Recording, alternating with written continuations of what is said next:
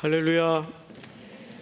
오늘 사무엘상 주보에 나와 있는 본문하고는 좀 다르게 1절서부터 보도록 하겠습니다. 원래 계획은 오늘 10장 전체를 다루려고 했는데 일부 때 오늘 본문 내용을 들어가기 위해서 앞을 다루다 보니까 앞에 분량을 너무 많이 잡아먹어가지고 그냥 1절서부터 시간 되는 대로 마치도록 그렇게 하겠습니다. 자, 1절 보시면 이렇게 되어 있어요. 드디어 이제 사울이 아직 공식적이지 않지만 개인적 차원에서 드디어 기름 부음을 받습니다. 이것은 사실 비공식적으로 기름 부음을 받는 거예요. 1절 보시면 이에 사무엘이 기름병을 가져다가 사울의 머리에 붓고 입맞춤에 이르되 여호와께서 네게 기름을 부으사 그의 기업의 지도자로 삼지 아니하셨느냐. 이 반어법이죠. 삼았다를 이제 강조하는 뜻입니다. 누가 기름을 부었어요?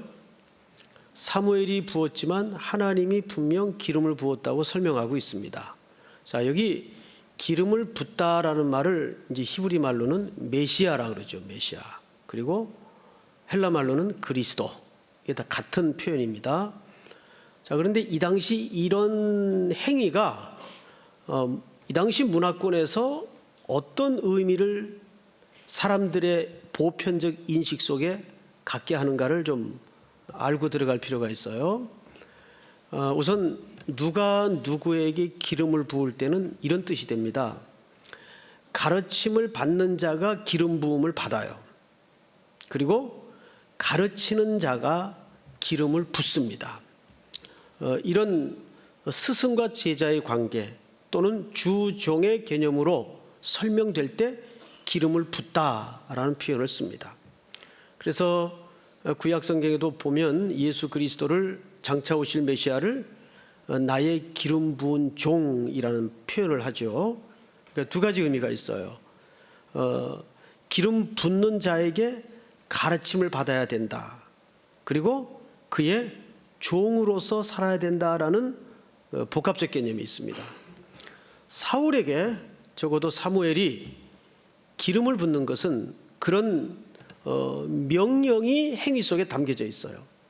네가 비록 백성들의 요구에 의해서 이스라엘의 초대 왕이 되겠지만 이 나라는 네 마음대로 통치하는 나라가 되어서는 안 되고 네 생각으로 통치하는 나라가 되어서도 안 되고 반드시 나의 가르침을 따라서 이 나라를 통치하고 백성들을 다스려야 된다라는 차원에서 기름을 붓습니다. 사울은 아직 그 의미에 대해서 구체적으로는 모르는 상태예요. 이제 하나하나 사무엘이 가르쳐 갈 겁니다.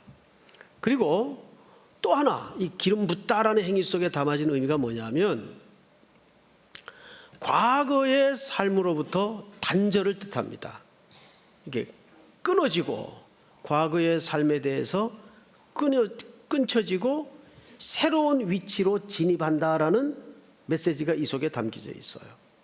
그러니까 사울은 본인이 원했던 원하지 않았던 그런 분명 원하지 않았던 길에 지금 접어든 겁니다. 암나기 찾으러 심부름 떠났다가 사무엘을 만나면서 이런 황당스러운 시대의 대업무를 맡게 되죠. 그러나 그는 원했던 원하지 않았던 기름 부음을 받음으로써 이제 이 나라 백성들을 지도하고 섬기는 자리에 떠밀려집니다. 떠밀려진 자는 어떻게 해야 되느냐? 모든 삶의 원리를 끊어야 돼요. 그리고 새로운 삶의 위치로 진입한다는 마음의 결단이 있어야 됩니다. 우리가 보통 이제 목사님들도 기름을 붓는다 그러고 장로님들도 안수 집사님들도 기름을 붓다라는 표현을 써요. 그래서 기도할 때도 기름 부은 종 우리 안수 집사님, 장로님, 목사님 이런 표현을 하죠. 즉 그렇게 임직을 받아서 교회의 직원이 되면 그걸 교회의 직원이라 그래요. 교회의 직원이 되면 옛 삶을 끊어버리고 새로운 삶의 위치로 진입을 한다라는 삶의 중요한 분기점이 됩니다. 그래서 이 기름 붓는다라는 의미는 굉장히 무섭고 두렵고 떨림이 있어야 돼요. 그러면 이제 혹자는 그럼 우린 뭐냐? 우린 뭐 아무것도 아니냐? 정말 그럴까요? 성도님들은 기름 부음을 받았습니까? 안 받았습니까? 웅얼웅얼 하지 마시고 정확하게. 받았습니까? 안 받았습니까? 받은 것 같기도 하고 안 받은 것 같기도 하고 받았습니다. 그렇게 형태적이고 행위적인 기름 부음하고는 비교할 수 없는 기름 부음을 받았죠. 무슨 기름 부음입니까? 성령의 기름 부음을 받은 거예요.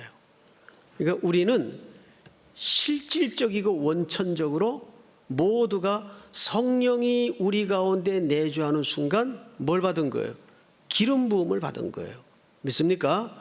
그런 의미에서 우리도 기름 부음을 받은 종이라고 말할 수가 있습니다. 이제 단지 교회의 원리와 질서상 이렇게 직분을 구분하여 그런 예식을 통해서 기름 부음을 받는 행위는 있어요. 그것은 교회에 하나님께서 직책으로 주신 거예요. 그러나 큰 범주라는 의미 속에서는 모두가 성령의 기름 부음을 받은 사람들입니다. 믿습니까? 그러니까 컴플렉스에 빠질 이유가 없어요. 나는 아무것도 아닌가 보다. 아니에요. 똑같은 책무와 삶의 과제가 기름 부음을 받은 모두에게 성도의 이름을 가진 자라면 담아져 있는 겁니다. 믿습니까? 자, 이렇게 기름 부음을 이제 사울에게 허락합니다. 그리고 이 기름 부음이 하나님께로부터 온 것이라는 것을 세 가지 사인을 통해서 확인합니다. 몇 가지 사인이요? 세 가지 사인을 통해서 확인합니다. 오늘은 이 대목을 다루다가 아마 거의 끝날 것 같아요, 시간이. 첫째, 2절을 보십시다. 네가 오늘 나를 떠나가다가 베냐민 경계 셀사에 있는 누구의 묘입니까?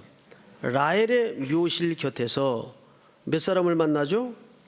두 사람. 두 사람은 항상 증인의 숫자입니다. 이 두 사람을 만나는 것이 하나의 하나님께서 이 일을 시작하셨다는 증표가 된다 그 말이에요. 두 사람을 만나리니 그들이 네게 이르기를 네가 찾으러 갔던 암나기를 찾은지라 네 아버지가 암나기들의 염려는 놓았으나 너희로 말미암아 걱정하여 이르되 내 아들을 위하여 어찌하리요 하더라 할 것이요. 자, 이제 앞을 보세요. 이게 첫 번째 징표예요. 이 일이 하나님께로부터 시작되었다는 첫 번째 사인이 어떤 사인인가 하면, 사울아, 내가 이제 기름 부음을 받았으니 잠시 집으로 돌아가 있거라. 그런데 네가 나를 떠나 집으로 돌아갈 때 셀사라는 곳에 이르게 되면 거기엔 뭐가 있죠? 지금 라헬의 묘실이 있는 곳이에요. 셀사라는 곳에 이르게 되면 증인의 숫자인 두 사람을 만날 것이다. 그러면 그 사람들이 너에게 이런 얘기를 할 거다. 나귀는 찾았다. 앞서 사무엘도 나귀는 걱정하지 말라고 사울에게 가르쳐 준 바가 있어요. 네가 찾던 나귀 걱정하지 마라. 그래서 아마 모르긴 몰라도 사울은 나귀의 안전 문제에 대해서는 사전에 인지를 하고 있었던 것 같아요.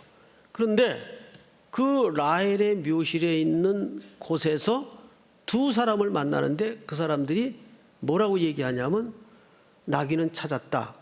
그런데 집에 네 아버지가 잃어버린 나귀 때문이 아니라 이제는 너 때문에 걱정하고 계신다라고 말을 하게 될 것이다.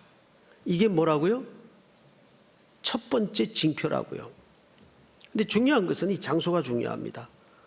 지금 이 두 사람을 만나게 돼 있는 장소가 뭐가 있는 곳이에요? 라헬의 묘실이 있는 곳이에요. 라헬은 누굽니까? 야곱이 좀 거북스럽지만 아내가 몇이었어요? 닛이었어요. 닛. 그런데 네 아내 중에 이 라헬은 원래 야곱이 가장 사랑했던 여자예요.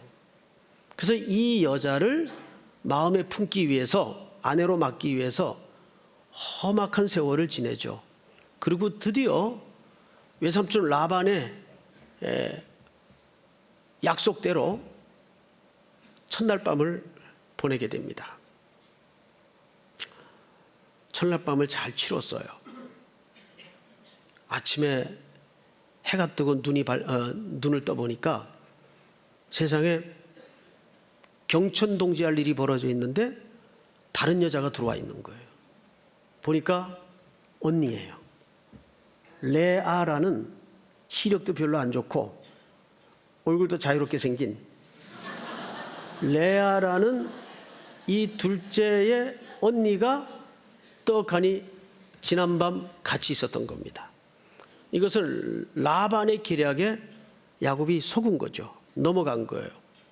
근데 어떡합니까? 혼례를 치러버렸는데 물을 수도 없고, 엄밀한 의미에서는 야곱의 잘못은 아니에요. 외삼촌이 속여먹은 겁니다. 그러니까 좀 표현이 그렇긴 합니다만 이참에 끼워서 팔기를 했는지 어쨌든 언니를 먼저 들여보냈던 것 같아요. 그래서 또 7년을 험악한 세월을 보냅니다. 그렇게 해서 얻어진 아내가 라헬입니다. 굉장히 사랑했던 여자예요. 그런데 이 여자가 낳은 자식 중에 유명한 자식이 베냐민입니다. 사울이 어느 지파에서 나와요? 바로 그 베냐민에서 나옵니다. 근데 그때 이 베냐민을 낳을 때 참 가슴 아픈 사건이 하나 있었어요. 우리 창세기 35장을 열어보세요. 창세기 35장 16절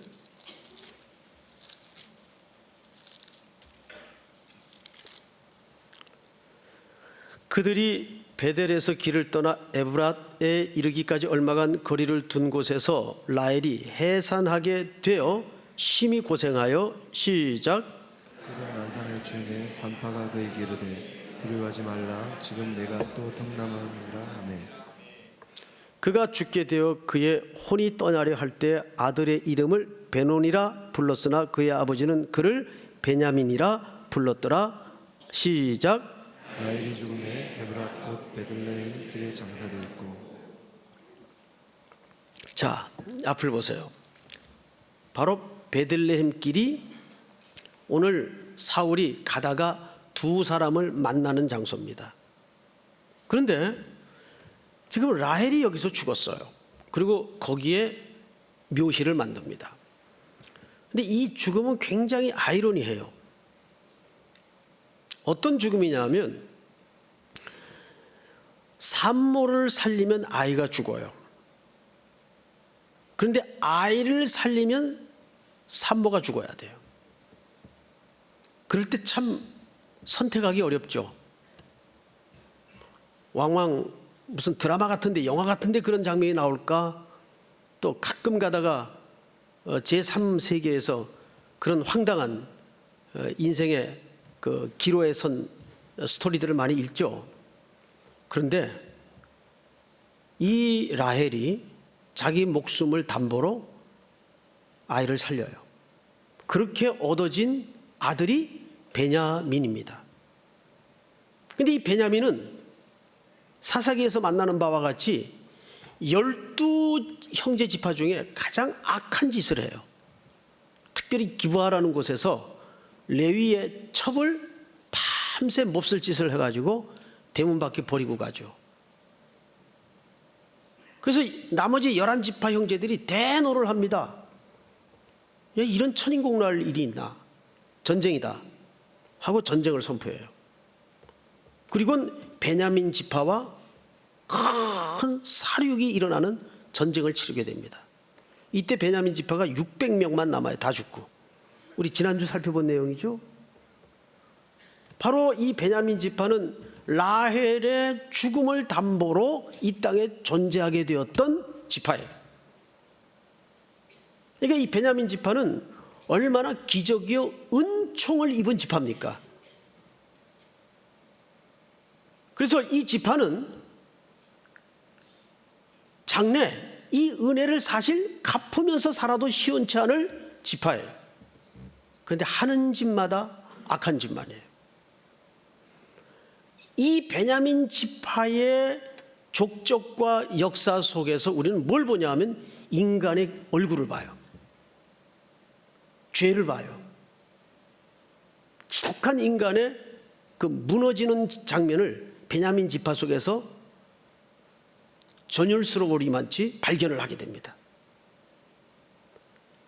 그런데 놀랍게도 여기에서 이스라엘 백성들이 요구했던 초대 왕이 선택될 줄이야 누가 알았어요? 그는 키가 다른 사람 어깨보다 하나가 더 있었어요. 제가 엊그제 어느 장례식장 갔다가 처음으로 이게 누가 차에서 내리는데 차가 보통 흔들리는 게 아니에요. 쿨렁쿨렁 그래요. 누가 탔길래 차가 저 모양이나 봤더니 서장훈 선수가 내리는 거예요. 농구 은퇴한 선수 아시죠? 그분 은퇴했습니까? 네. 서장훈 선수가. 와, 제가 일부러 이렇게 나하고 키가 얼마나 차이가 나나 말도 안 되지만 옆으로 이렇게 지나가 봤어요.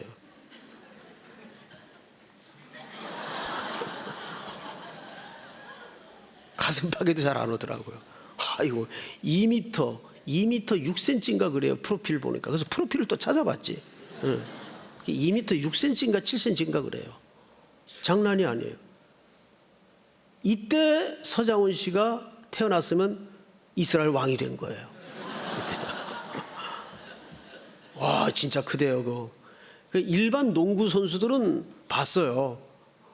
근데 제가 살던 동네에 한기범 씨라고 살았어요. 그분이 아주 독실한 크리스찬이죠.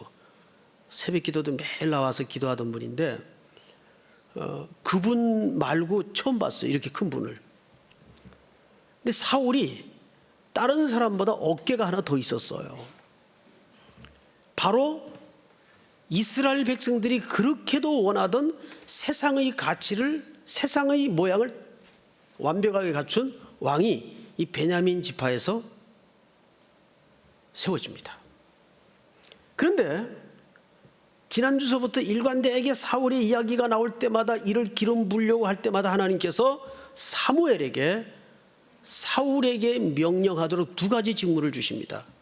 첫째, 그가 이스라엘을 구원할 것이다. 그리고 두 번째는 그가 백성들을 통치하고 다스릴 것이다. 이 두 가지 직무를 줍니다. 근데 여러분 정말 그렇게 됐나요? 실패했죠. 예, 실패했어요. 맨 마지막에 보면 어떤 비류들이 재밌는 얘기를 하나 남겨요. 마지막 절을 한번 볼까요? 10장 27절. 어떤 불량배는 이르되 이 사람이 어떻게 우리를 구원하겠느냐 하고 멸시하며 예물을 바치지 아니하였으나 그는 잠잠하였더라. 이 불량배들이 무슨 은혜 받았던 것 같아요. 어떻게 알았죠? 저 사람이 우리를 어떻게 구원하겠느냐 한마디 하고 지나가 버리고 무시하고 말았어요. 근데 정말 이 불량배들의 예고처럼 사울은 이스라엘을 결국 구원하지 못하죠. 사울의 이야기를 사무엘서를 통해 쭉 따라가다 보면 신기한 패턴이 하나 발견돼요. 사울은 점점 왕국을 키워갑니다. 전쟁에 나가서도 뭐 질 때도 있었지만 대체적으로 이겨요. 승리해요. 그런데 신기한 거는 사울은 계속 하나님과의 개인적인 관계에서 계속 실패합니다. 나라는 키우고 나라는 통치를 그런 대로 해가는데 그 속의 흐름을 보면 개인적인 차원에서의 하나님과의 관계는 계속 무너져요. 그리고 사울의 왕국은 성공하지 못하죠. 진짜 중요한 게 뭐예요? 본질적 가치입니다. 다윗은 거꾸로예요. 다윗은 겉으로는 계속 고난과 시련이 끝나질 않아요. 그런데 그 고난과 시련을 통해서 다윗은 더 하나님께 밀착되어 갑니다. 살려주세요. 도와주세요. 주만이 나의 힘이십니다. 하나님만이 산성이십니다. 하나님만이 나의 강함이 되십니다. 계속 내용으로는 하나님과 견고하게 밀착되어가는 역설을 두 사람 속에서 발견할 수가 있어요. 사실 사울은 그렇게 외형은 성공해 보이는 듯한데 내용은 무너지고 있었어요. 자, 첫 번째 징표를 통해서 하나님이 말씀하시고자 하는 의미가 뭘까요? 이런 거예요. 첫째, 그 라헬의 묘실에서 만나도록 한 이유가 있어요. 너의 출발과 근거를 확인하라 그 말이에요. 내가 어떻게 누구의 죽음을 담보로 이 땅에 생존하게 된 지파인지 아느냐. 그런데도 불구하고 사울은 실패하죠. 근데 더 중요한 거는 사울의 실패가 중요한 게 아니라 그 사울의 실패를 하나님이 오욕과 모멸의 역사를, 불순종의 역사를 뚫어내면서 둘째 왕 다윗을 통해서 결국은 참된 메시아가 오도록 하십니다. 이게 하나님의 궁극적인 목적지예요. 그래서 첫사람 아담은 실패했지만 둘째 아담은 그 죄의 족보의 종지부를 찍었듯이 둘째 왕 다윗을 통해서 온 인류로 하여금 예수 그리스도의 오심을 내다보게 하죠. 이렇게 첫 번째 징조를 통해서 하나님은 그럼에도 불구하고 너희들의 실패와 연약함에도 불구하고 너희를 향한 고집스러움은 절대 중도되거나 포기되는 일은 없을 것이다 라는 사랑의 확증을 보이시는 겁니다. 두 번째 징표를 한번 볼까요? 자, 성경을 보십시다. 3절, 네가 거기서 더 나아가서 다볼 상수리 나무에 이르면 거기서 하나님을 배우려고 베델로 올라가는 예배자를 만나게 됩니다. 올라가는 세 사람을 만나니 한 사람은 염소 새끼 셋을 이끌었고 한 사람은 떡 세 덩이를 가졌고 한 사람은 포도주 한 가죽 부대를 가진지라. 자, 여러분, 베델은 어떤 기억이 있는 유명한 장소입니까? 야곱이 나그네 길을 시작할 때 최초로 하나님이 야곱의 인생 속에 공식적이고 공개적으로 찾아오신 현장입니다. 원래 그 이름은 루스였어요.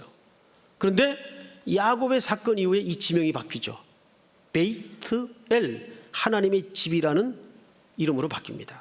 하나님의 집. 자, 그러면서 지금 이 베델로 올라가는 세 사람은 분명 예배자예요. 근데 어떤 예배를 드리냐면 희생 예배를 드리러 올라갑니다. 갖고 있는 내용으로 봐서. 자, 근데 여기 두 번째 징표가 여기서 끝나는 게 아니라 그들이 어떻게 하는가를 잘 보세요. 4절 같이 읽겠습니다. 시작. 그들이 내게 무난하고 떡 두 덩이를 주겠고 너는 그의 손에서 받으리라. 아멘. 그들이 뭘 주겠다고요? 너한테 떡 두 덩이를 줄 것이다.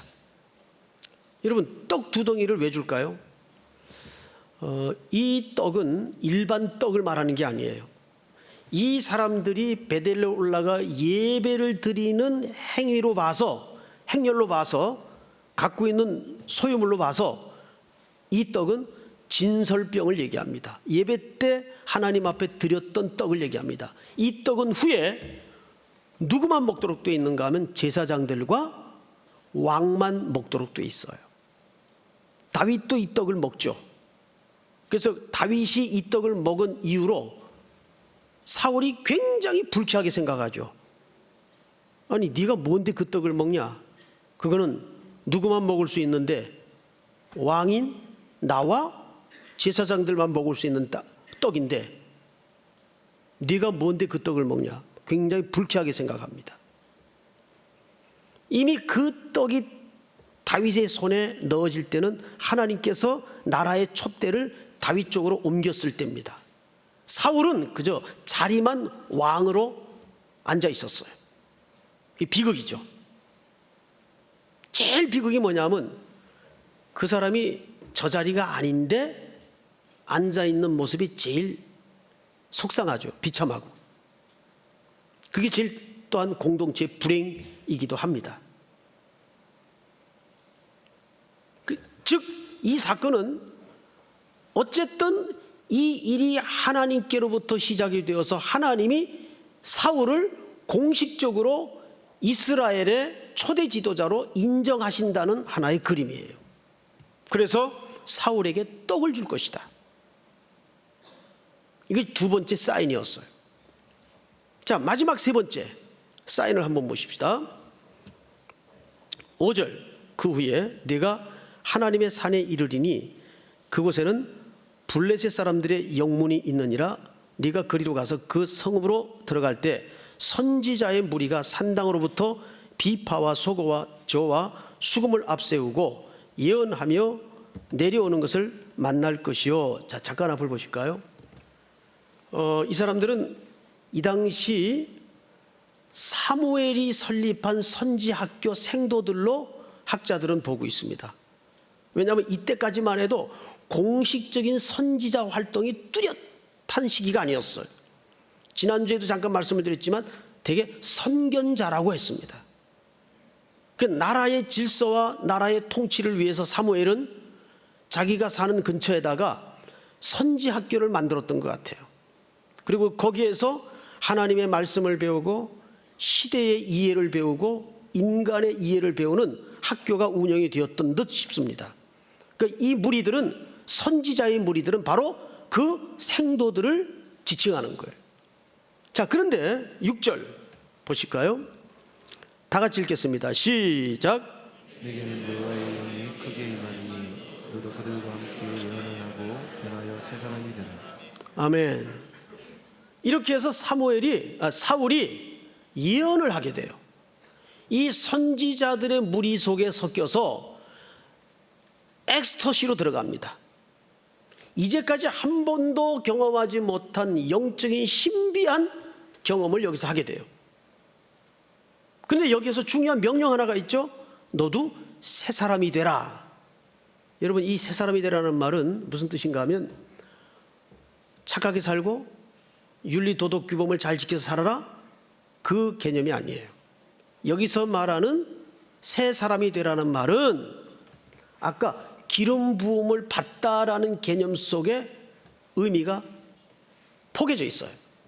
자, 기름 부음을 받는다는 것은 첫째, 옛 삶을 끊어버리고 새로운 삶의 위치로 들어간다, 그 말이에요. 그런데 지금 사울은 적어도 이 이스라엘 공동체를 구원시키고 이스라엘 공동체를 섬겨야 될 왕으로서 추대되는 과정이에요. 그런데 이 왕에게 새 사람을 입으라는 말은 무슨 뜻인가 하면 이런 뜻입니다. 네가 가지고 있던 세상의 지식, 네가 가지고 있던 세상의 원리, 세상의 질서, 가치로 이 나라를 경영하는 거 아니다.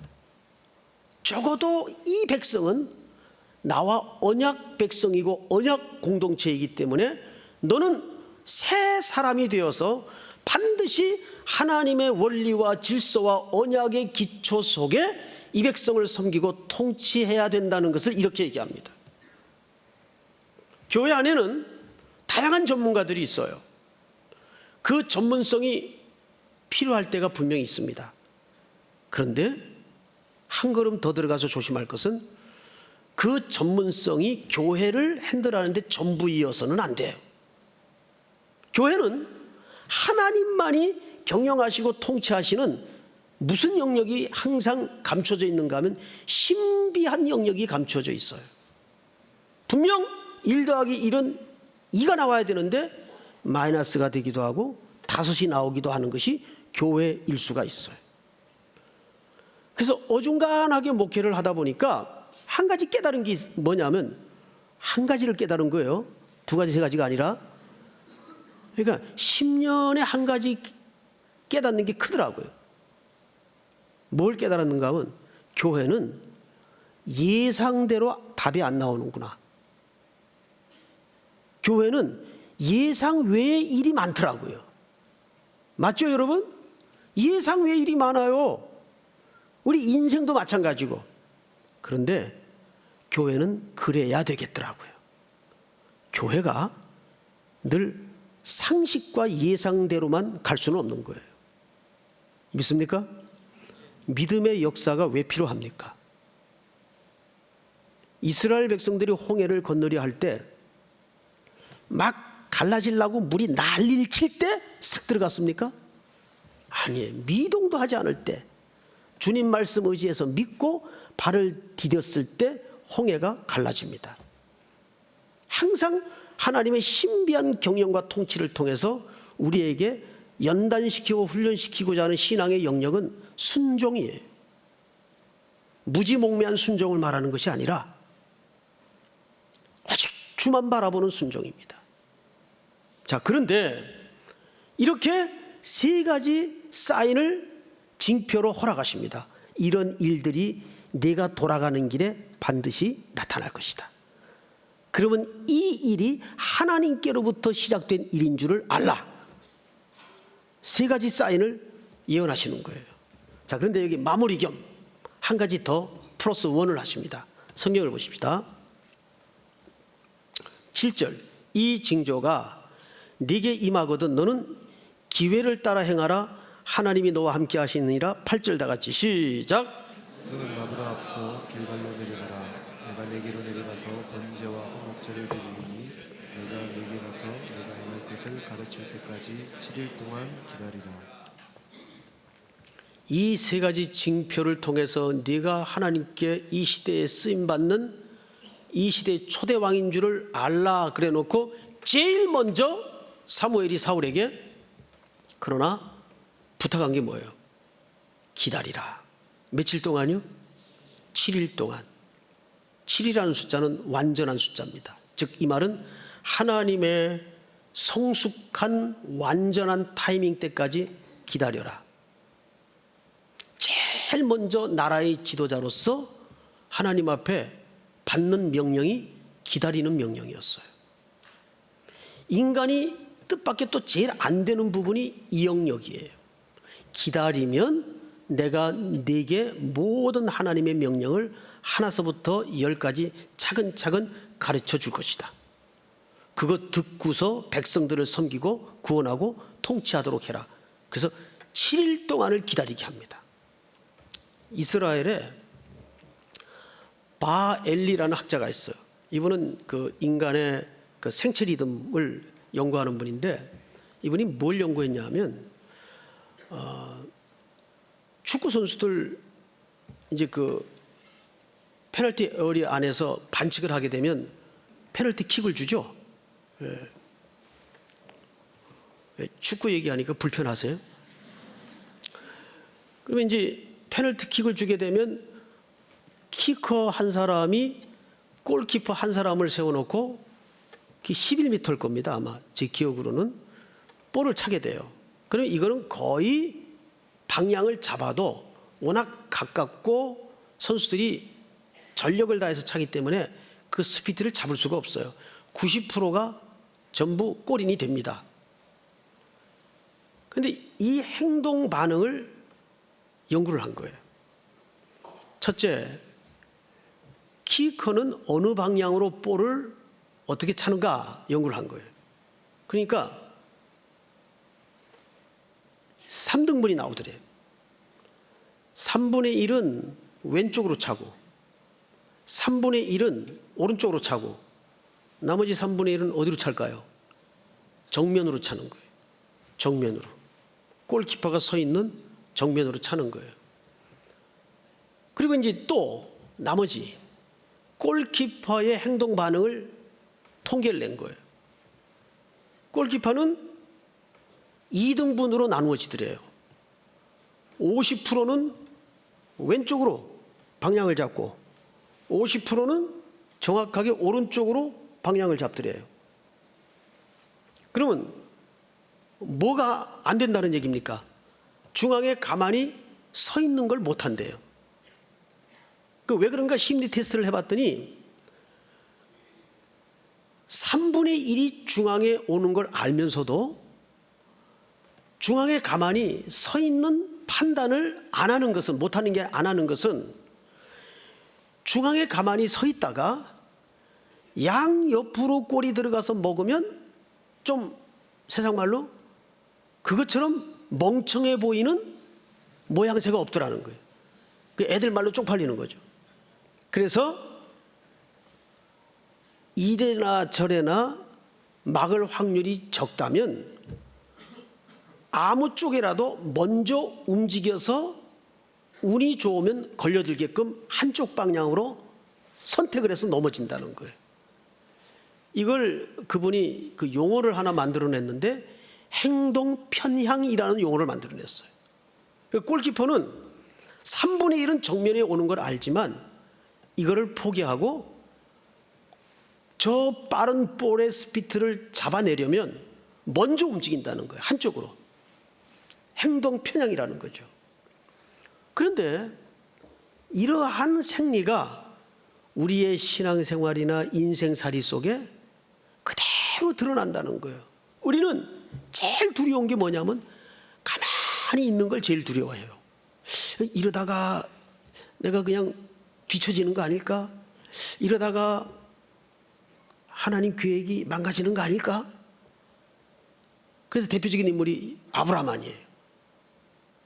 10년을 기다려도 하나님이 씨를 주지 않으니까 이러다 하나님이 큰일 나시지. 나라도 손을 써야 되겠다.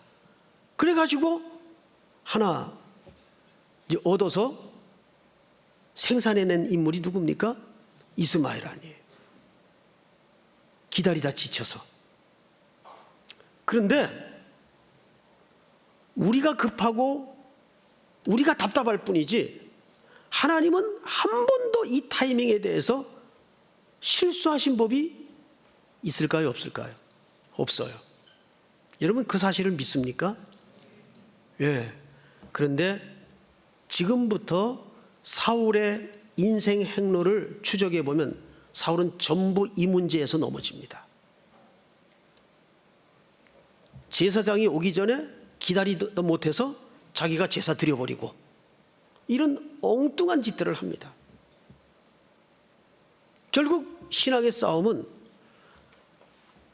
나의 다급함과 욕망이 중요한 것이 아니라 하나님의 타이밍에 딱 정점에 이를 때까지 그 시점까지 내가 얼마나 하나님 앞에 엎드려서 기다릴 줄 아는가.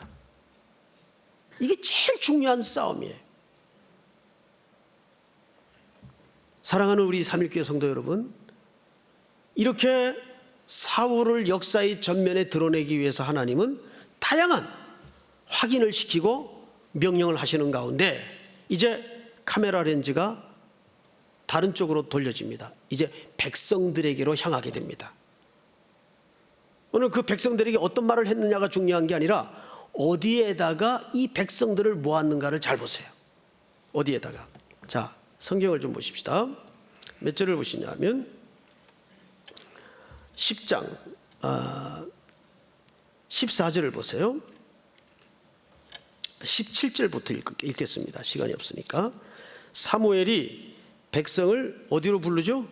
미스바로 불러 여호와 앞에 모으고 이스라엘 자손에게 이르되 이스라엘 하나님 여호와께서 이같이 말씀하시기를 내가 이스라엘을 애굽에서 인도하여 내고 너희를 애굽인의 손과 너희를 압제하는 모든 나라의 손에서 건져내었느니라 하셨거늘.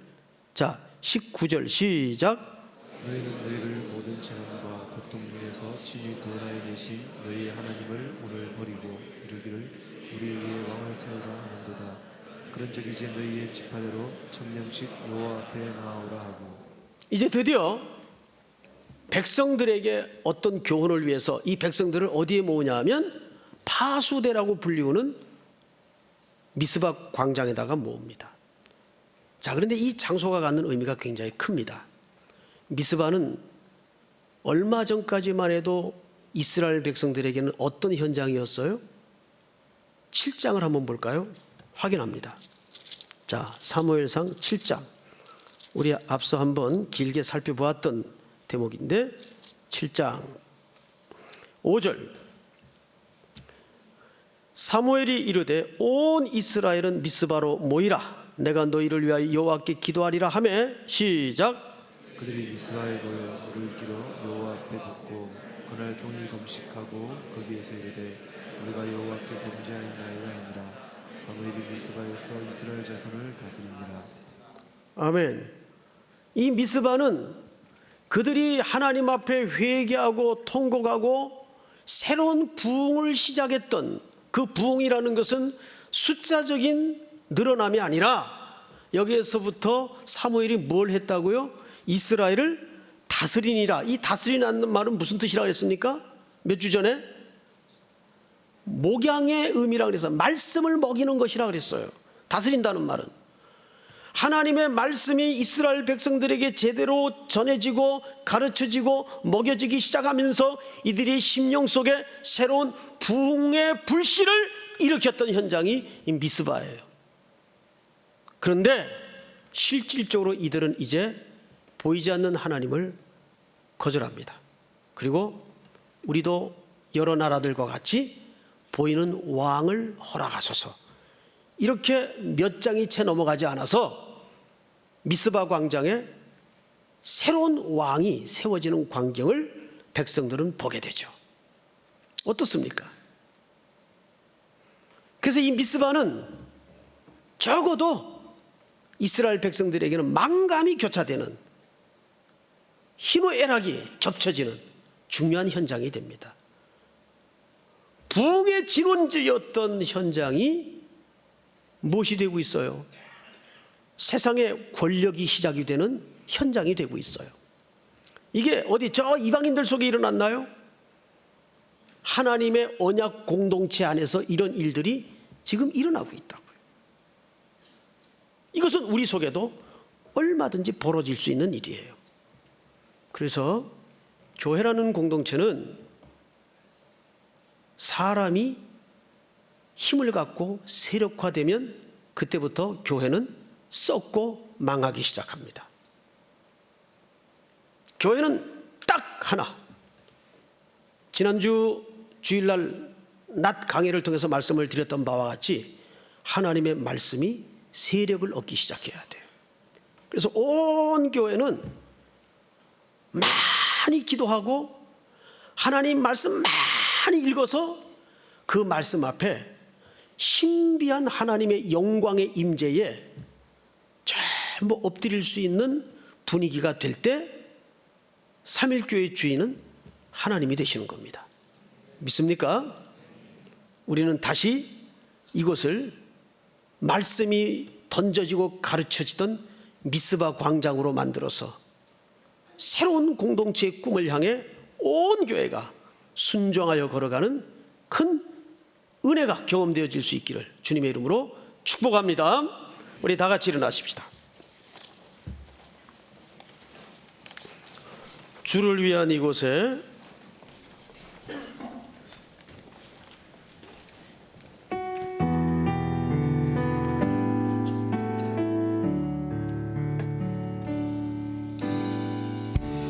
주를 위한 이곳에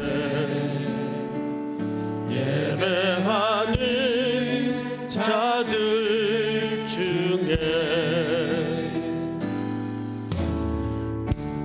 그가 찾는 이 없어 주님께서 슬퍼하시네. 주님이 찾으시는, 주님이 찾으시는 그 한 사람, 그의 배자, 내가 그 사람 되기 간절히 주께 예배하네. 주대로 이곳에 서 있네. 주 임재에 엎드려 절하네. 그 은혜도 난 필요하네. 주님만 경배해, 주님만 경배해. 주를 이곳에 서 있네 주 임재에 엎드려 절하네 그 어느 것도 나 필요 없네 주님만 경배 주 은혜로 이곳에 서 있네 이곳에 서 있네 주 임재에 엎드려 절하네 그 어느 것도 나 필요 없네 주님만 경배해 주 은혜로 이곳에 서 있네 주 임재에 엎드려 절하네 엎드려 절하네 그 어느 것도 날 필요 없네 주님만 경배해 우리 다 같이 한번 서신 채로 눈을 감고 이렇게 기도합시다. 오늘 주신 말씀처럼 하나님의 타이밍은 한 번도 오차나 틀림이 없었습니다. 우리가 엎드리지 못했고 기도하지 못했을 뿐입니다. 기다리지 않았을 뿐입니다. 하나님, 우리의 믿음의 눈을 새로 열어주셔서 주님의 정확한 타이밍 앞에 순복할 수 있는 눈을 열어 지혜를 허락해 주시옵기를 원합니다. 특별히 어떤 역사의 격동 앞에서도 하나님의 자비, 그분의 능력, 그분의 선하심, 그분의 사랑이 우리를 구원하심을 새롭게 각인하는 우리 속에 날마다 하나님의 새로운 구원이 이루어지게 하시고 경험되어질 수 있도록 복을 주옵소서. 우리 이 시간 다 같이 한번 개인적인 문제와 오늘 주신 말씀 또 다가오는 주일을 위해서 주여 부른 다음에 소리내어 기도합니다. 주여, 하나님 아버지 은혜를 진심으로 감사합니다. 오늘 우리들에게 귀한 시간을 주셔서 주님만이 경배할 수 있는